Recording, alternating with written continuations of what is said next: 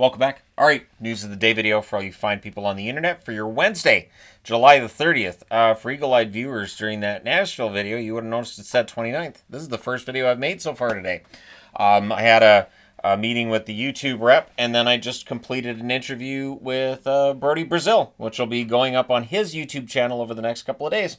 So, that being said, let's jump in with some news at the top of the board. Martin Pospisil signs a 3-year extension with the Calgary Flames, carries a cap hit of $2.5 million, and it kicks in next year. So, for this coming season, cap hit doesn't kick in, it kicks in next summer, and with the salary cap going where it's going, I think the Flames did a good job here. Pospisil still, there's some potential for growth from him points-wise and goals-wise, but good young player, physical player, a lot of speed. So, some good bookkeeping done there by the Calgary Flames. The Winnipeg Jets, reason why I'm wearing Jets garb, Dylan Samberg has signed a 3-year extension with the Winnipeg Jets, carries a cap hit of $5.75 million. So he gets almost what he wanted. He wanted $6 million for the 1 year. And the team now has $4.8 million in cap space, and they get Samberg at a very reasonable cap hit for 3 years. So if Samberg had got that let's say that the arbitrator had given him a $6 million 1-year extension, means he would have been an unrestricted free agent next summer. By doing it this way, that pays for 2 unrestricted free agent years for the Winnipeg Jets. So some smart moves being made here by Canadian teams today. Speaking of which, Toronto's Nick Robertson, the only player remaining in the arbitration area of things. That arbitration hearing is set for August 3rd, so we'll see if we get there or if the Toronto Maple Leafs and Robertson can work it out. Over the next couple of days, we'll find out what his ask is and what the team's offer is, and then maybe they sit down and work it out. We'll see if Robertson's a member of the Leafs this coming fall. I would think he probably is, but you never know. We'll see what his next contract looks like and what that does to the Leafs cap situation.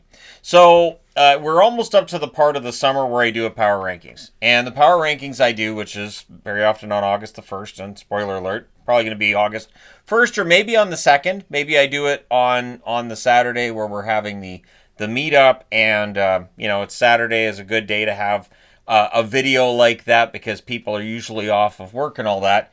But the NHL has what they call the Super 16 on their website. So it's the top 16 teams in the league.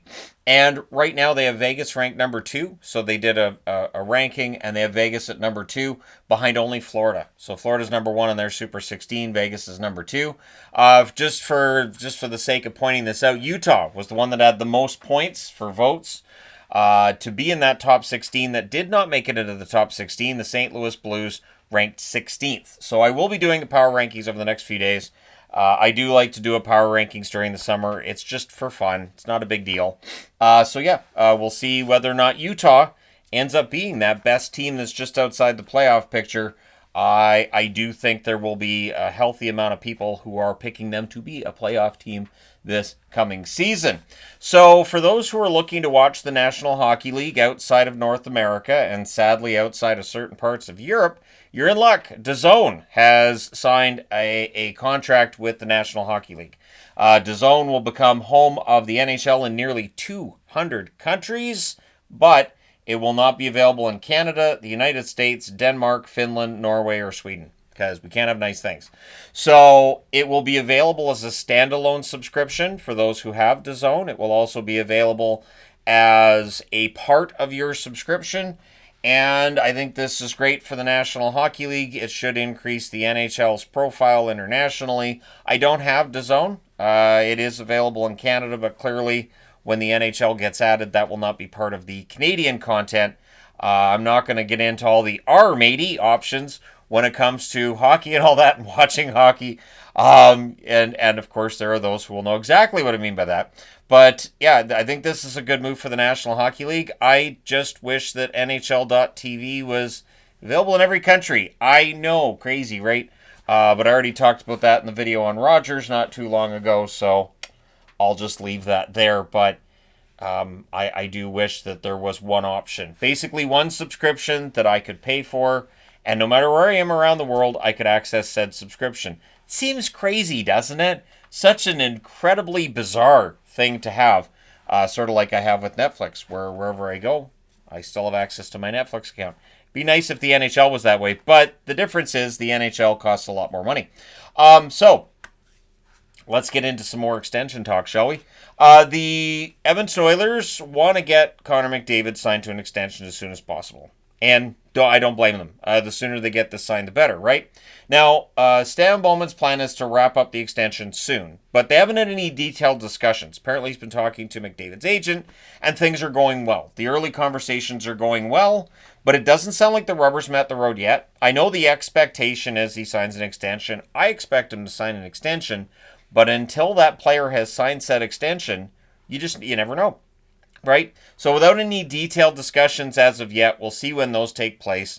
The Oilers are still saying all the right things about allowing McDavid to do this on his timeline, but at some point soon they're going to start pushing.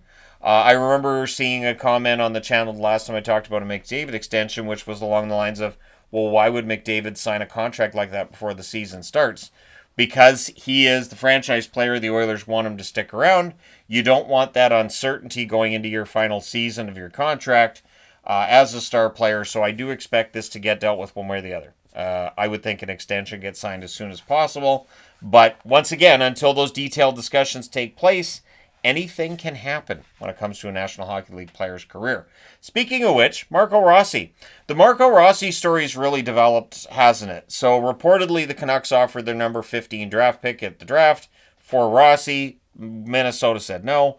Bill Guerin's been clear that he wants to keep Rossi on the team. I haven't seen anything from Rossi that I can find about where he stands, but obviously the player isn't likely going to come out and go, you know what, I want out of here. But reportedly, there have been no talks between the Minnesota Wild and Marco Rossi since early June. So if they want to keep the player around, it's kind of a bizarre message to send if there haven't been conversations back and forth. A lot of restricted free agents getting contracts signed, but Rossi still stands out as a player who is a restricted free agent.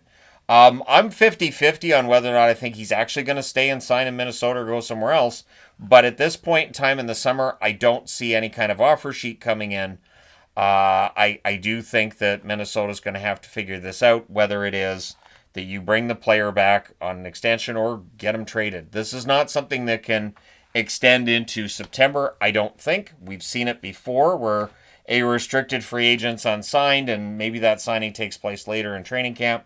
Maybe that's what we see here with Rossi, but the sooner they get this done, the better. I do like Rossi. I know his ice time dropped towards the end of the season. I still think he's a top 6 forward in the NHL. And from everything that the Wild have said since the season ended, they view him as a top 6 forward too. So get her done. So we'll see what happens. They also have not had any extension talks with Kirill Kaprizov, but he is currently in Russia. So the plan is to have those discussions with him once he's back on this side of the Atlantic Ocean. Kaprizov is the big number, of course, in terms of salary cap hits going forward. He is going to get paid a healthy amount. I'd say in the $12 million a year range. I would say in that range for Kaprizov, and you can absolutely justify it for Kirill. He is easily their best forward, and the team is completely different to watch when Kirill's on the ice versus when he's not.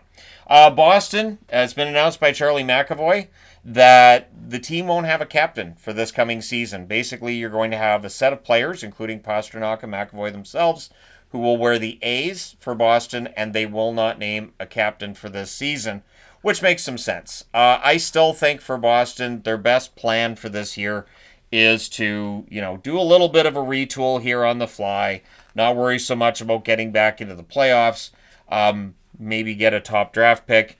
You've got Hagen's in the pipeline now, get another top draft pick next year, and then maybe build yourself up to being a playoff team in 2027. That being said, everything that Boston's done so far seems to indicate they believe they can get back into the playoff hunt this season. So we'll see what happens, but we will not have a captain for the team for the time being, which I feel like they're setting up McAvoy being the captain next year. That's how it feels to me.